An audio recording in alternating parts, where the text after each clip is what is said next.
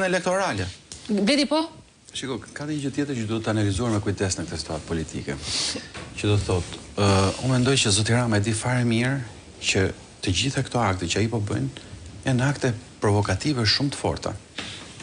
Jo vetëm për opozitën, por për gjithë popullin shqiptar, sepse kur ti më shkarkon dhe shkel kushtetutën, ky është provokim i rënd i rendit kushtetues. Kur ti në seancën e parë dhe mund ta kuptoj deri diku çmendurinë e tij për të zhbërë të seancën. Po kjo vazhdon edhe në seancën e 5. Pra po mbyllim muajin dhe s'ka s'është bërë akoma një seancë. Deputetët akoma s'kan marrë fjalimin të dalin në parlament në sallën e kuvendit, po e bëjnë me procedurën atë që është 2 minutëshe. Pyetja është për të kuptuar pse po provokon zoti Rama deri në këtë pikë situatën, jo vetëm me opozitën, por madje me të gjithë institucionet e vendit. Madje edhe me të gjithë qytetarët. Edhe ngjarja në gjykat, akti terrorist për mua. Nuk është rastësore. Është produkti i njeriu që po tenton ta çojë vendin drejt një eskalimi i cili i shërben për diçka. Anarki. Anarki, po, problemi është që me sa duket ai po kërkon një konflikt me këtë mundet, një konflikt i cili do ta, si më thon, do ta shpëtoj nga diçka. Si e shpëton konflikti? Si mendon ti? Pra, nëse shkon. Po siç bën Vučić. Siç bëjnë autokratët, që sa herë janë në momente të vështira në raport me institucionet e drejtësisë, në raport me ndërkombëtarët sidomos, apo edhe në raport me temperaturën e brendshme, destabilizojnë situatën. Dhe këtë e ka bërë rregullisht për shembull Vučić.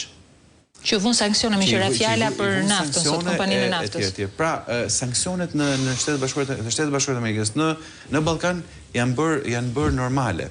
Ju vun sanksione edhe Kosovës. Pyetja është, a mos po vjen ai sanksione edhe këtej nga Shqipëria?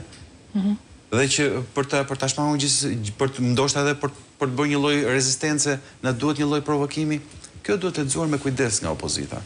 Dhe unë, si më thon për herë të parë, nuk kam i shqetësuar për faktin që opozita nuk bie prej provokimit. E vetme gjë që opozita duhet të bëjë në këto momente për të kuptuar deri ku shkon kjo gjë. Nëse kjo është thjesht provokimi i radhës, zot Rama, ku ai është i qetë dhe thjesht e bën se mundet dhe do ta bëj. Arroganca e pushtetit. Kjo do kuptohet shumë shpejt. Ama kjo gjë, sepse e pash pyetjen që i bëj, pra që do bëni ju është ideja. Pse s'ngriheni, pse këtë mund të bëjmë. Se kapni me shpulla ju e Tiranës. Jo, ato e pyet e ti. Do thosh qytetari thotë blet koka. Po, patjetër. Por jo, për një moment caktuar le të jetë ai në presion dhe opozita le të qëndrojë, ta demantojë këtë lloj tensioni sepse realisht të gjithë këto lloj provokimesh nuk janë rastësore. Pra zoti Rama di fare mirë që s'mund ta shkarkojë Erion Velien qenin që është në burg, sepse shkel kushtetutën, e bën. E di fare mirë që gjykata kushtetuese edhe më e kapur dhe më e linçuar në botë, prapë nuk mund të shkojë deri në këtë pikë dhe e tregoi ditën e sotme. Mund ta bëj Baromi se Baromi aq e ka dhe pra të punësh për aty.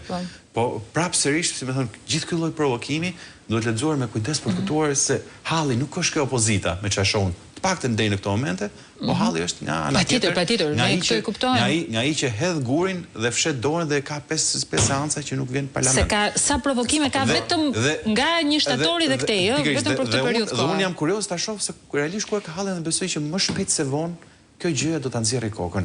Shto edhe faktin, po dush i futemi dhe analizojmë ai sjell në Shqipëri Eric Adams. Pra, zoti Rama, po ta shikoni me kujdes, ka një vështirësi shumë të madhe të performoj në arenën ndërkombëtare, sidomos në Shtetet Bashkuara të Amerikës. Dhe sidomos pas incidentit që bëri dhe i mungon shumë pse me një raport. Dhe çfarë bën? Shkon gjë një figurë që praktikisht me gjithë respektin se na takon neve, ta ti bëjmë gjyqim, është diskredituar në Shtetet Bashkuara të Amerikës. Jo, diskrediton media atje. E kupton? E diskreditoi media, po, edhe juridikisht. Edhe juridikisht, jo politikisht, po juridikisht është diskredituar, se është akuzuar për korrupsione për të tjerë, në fund fare Trumpi edhe pse e pardonoi për ca gjëra, prapë i lëshoi në kurriz drejtësinë për shkak të shkeljes së ligjit të emigracionit. Dhe ky të vetmi njeri që arriti të cilë dhe të ketë të shtrëngojë dorë me një amerikan, është njëri që është diskredituar në vendin e vet. Edhe kjo është një tentativë, është edhe një përpjekje për treguar një normalitet që ai e vuan dhe e di fare mirë që nuk e ka, sepse me shumë gjas mund të jetë duke pritur diçka që ne duhet të jemi aty dhe opozita duhet ta çojë deri në fund me qetësi për të kuptuar dhe për t'i shpjeguar qytetarëve shqiptarë që sot halli nuk e ka opozita. Hallin e ka Edi Rama. Po, për të kapur në të vetmet fije që kanë vetur institucionale. Dhe prandaj shoh një provokim krejt të proporcional e mbyllë, Patjetër. Qoftë në parlament, pra një muaj nuk bën dot për parlamentin një seancë normale. Sot ishte absurde. Sot ishte absurde dhe ishte konfirmimi që është më shumë se sa absurde, është halli i madh. Halli i madh. Jo, për ta vazhduar në atë linjë që tha Bledi, është shumë e vërtetë që zoti Rama duket se ka një problem shumë të madh, veçanërisht me Shtetet Bashkuara të Amerikës. Nëse e vini re artikulli i New York Timesit që ishte para 2 ditësh për vizitën e zotit Adams, ishte në fakt një goditje frontale ndaj zotit Rama. Unë e kam parë atë lloj artikulli dhe atë lloj trajtimi të një udhëheqësi të një vendi, çfarë do qoftë ky, në New York Times vetëm në rastin e Gaddafit.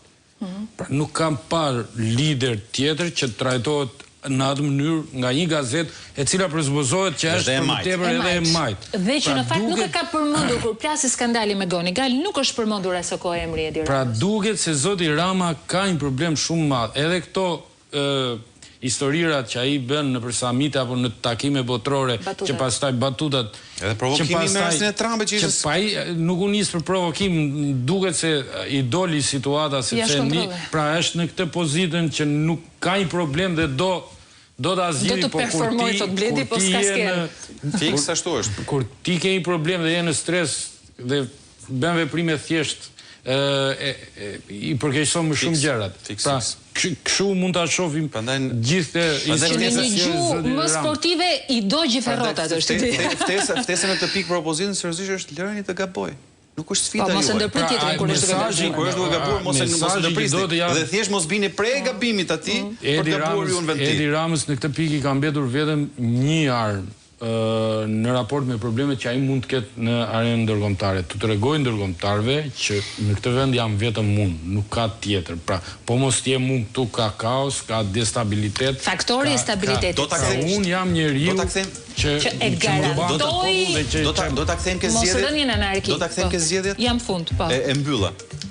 Zoti Rama donte që opozita mos merrte pjesë në zgjedhje. Dhe opozita ja dogji filmin. I tha do zgjedhje, po zgjedhje, pa merr fare.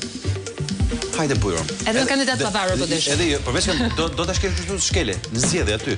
Kushtetutën se ne trajtojmë sikur shkelja e kushtetutës po bën opozita. Po bën mazhoranca. Absolutisht. Ne po e bëjmë sikur parlamenti po e prish opozitën, në fakt po e mbyll me Niko Peleshi me urdhër të Taulan Ballas. E vërtetë, është vërtet. Madje të gjitha këto gjëra shumë i tensionuar Ballas sot me Peleshi. Të gjitha këto gjëra gabimet të mazhorancës të cilën opozita duhet jetë aty që t'i bëj deri në fund. Pra do ta dëshmoj gabimin deri në fund pa u bërë pjesë e gabimit. Siç e tha dhe Klodi, ndoshta është koha që të vi fundi i nevojës për stabilokraci. Pra ose alibis faktori stabilokracisë. A ka qenë ndonjëherë, këtë duam të pyesim, se ka qenë një alibi